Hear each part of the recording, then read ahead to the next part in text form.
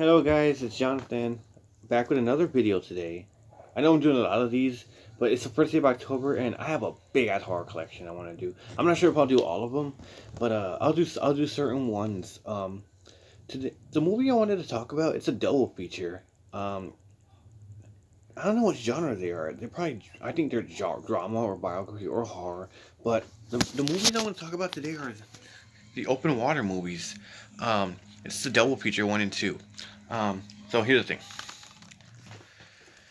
Okay, the first one was released in 2003. Second one was released in '06. I saw the first one when I was younger. I don't remember. I didn't remember it. I even saw it on TV, it kind of refreshed my mind. I couldn't pass up on the double feature. They had this on Amazon for like $6, and I bought it. I was like, "Fuck it, I'm gonna order it." Um, so I'm gonna review both of these movies together, as it's a double feature, and they're both together. So Open Water. It says based on true events. Two thumbs up. You may never go in the water again. So yeah. So Open Water one. It was based on true events if you think about it. The first one, there were actually two couples that went actual scuba diving in the Great Barrier Reef with the crew, and they got left behind and stranded in shark infested waters in 1998. I think it was Eileen something, and Tom. I forgot the last names, but yeah. And and it says they were never found again, so I think they might have died. Um, so yeah, I guess used their story. They used that couple story for this movie. So there's these people. There's these couple that are married, and to work out their problems, I think the lady has a job where she goes out with marine biologists. Well, so there's a couple that's married, and to work out their differences or relax, they they go to a boat crew on the ocean. I forgot what ocean they're in this one, but I think it's the coast or something like that. I forgot, but yeah. So they go on a boat. They go like away from the ocean and all that, or away from the land, and they do some type of project where they have to search for some stuff under the ocean or grab some things for the crew, and they did it. And there's a lot of people there, and they were left behind. One of the crew members actually did a head count. They actually counted two people twice. Um, so because of them doing counting two people twice, that's the reason why they got left in shore. So they were left behind. They were treading water. It wasn't until like a day later when their stuff was found still left on the boat. And by the time they were there, they were already in the ocean. There were miles and miles and miles of ocean. Um, there was no land. Uh, so they were stuck in the ocean, and there were sharks closing in on them. There were sharks on the bottom or swimming around them. Uh, so they started being dehydrated. They started treading water. Um, they they were trying to fight to stay alive. Eventually, they both die. Like a search party goes on. Like there's even some scenes where like there's people on the beach. There's like a where there's people actually on the beach and all that, and these people are just trapped in the ocean. Um, so there's a search party that goes on. There's a helicopter searches for them, a plane. You just see nothing but ocean. Um, so one scene when it gets to like the end of the movie, or towards the end, like the last few minutes of the movie, it's thundering and like it's storming. Like it's dark outside. It's thunder and it's pitch black. You can't see shit.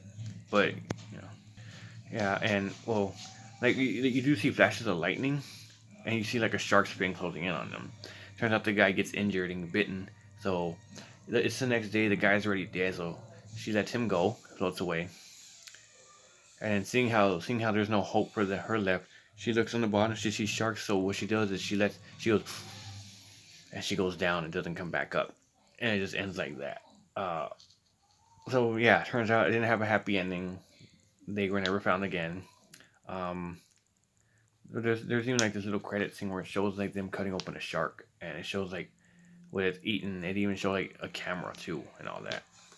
And it turned out to be the camera from one of the divers that got stranded. So that's the first open water. One thing I will say is it was kind of this movie is kind of scary and terrifying, especially for those who have a fear of the water. Especially me because I can't swim. If I was that deep, I would not survive.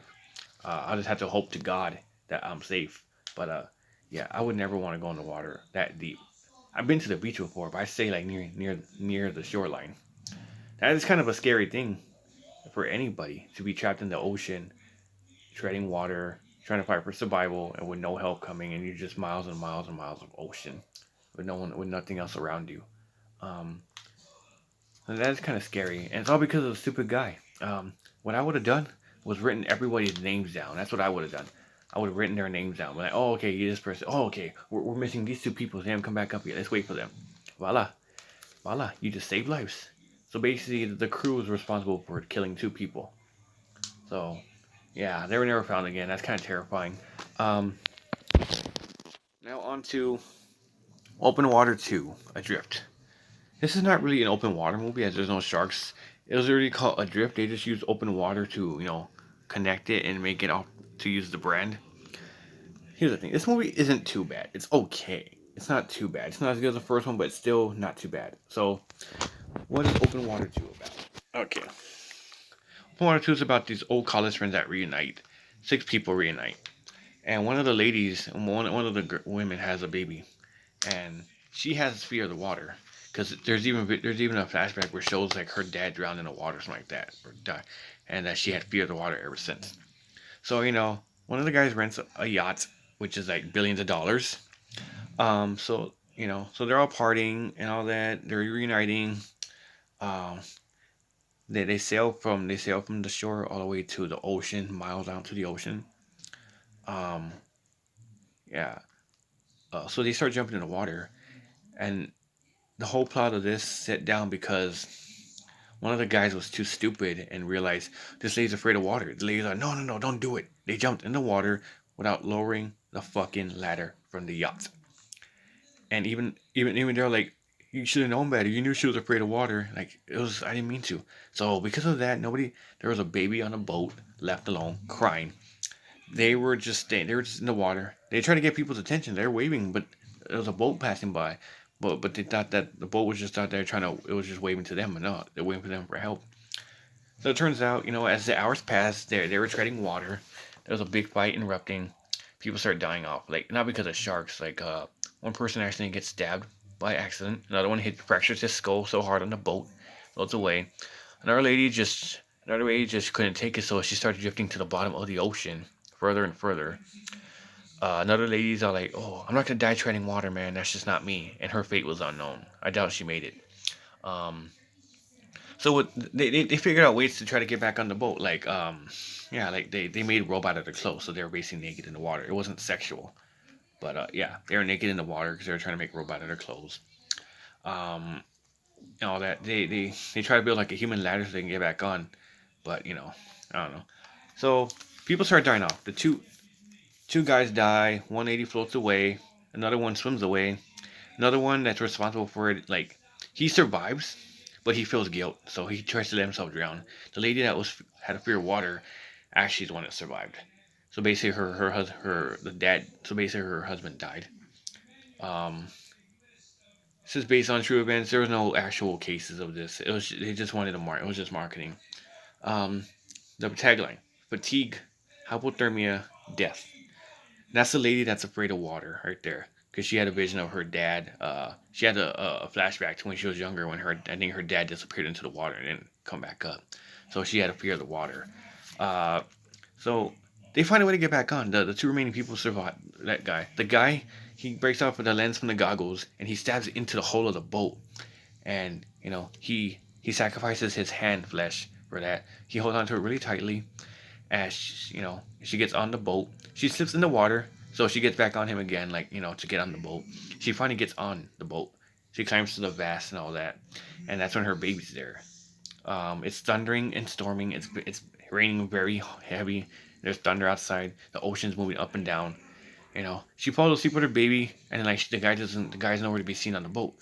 So what she does is she sees a guy floating away, and so she jumps in the water to rescue him. I'm like, what the hell?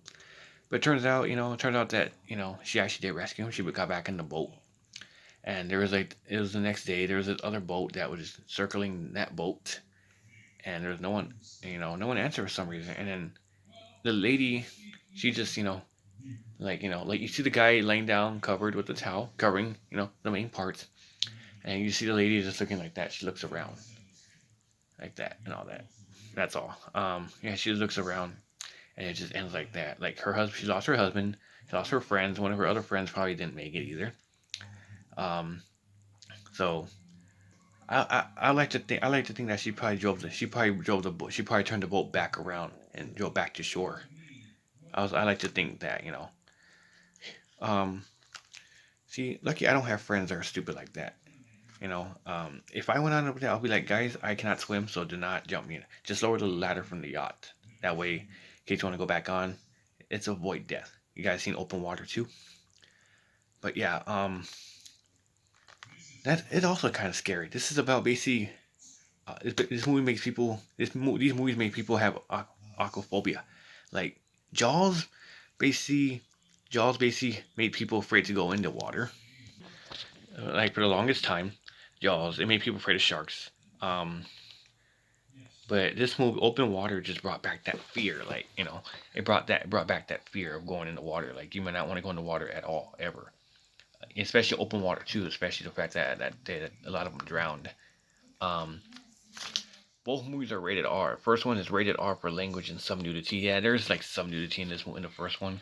It's 2004 color. It says 81 minutes. It's actually 79 minutes, but whatever. Second one it says rated R for language, some violence and nudity. 2006. Okay, and this is 94 minutes.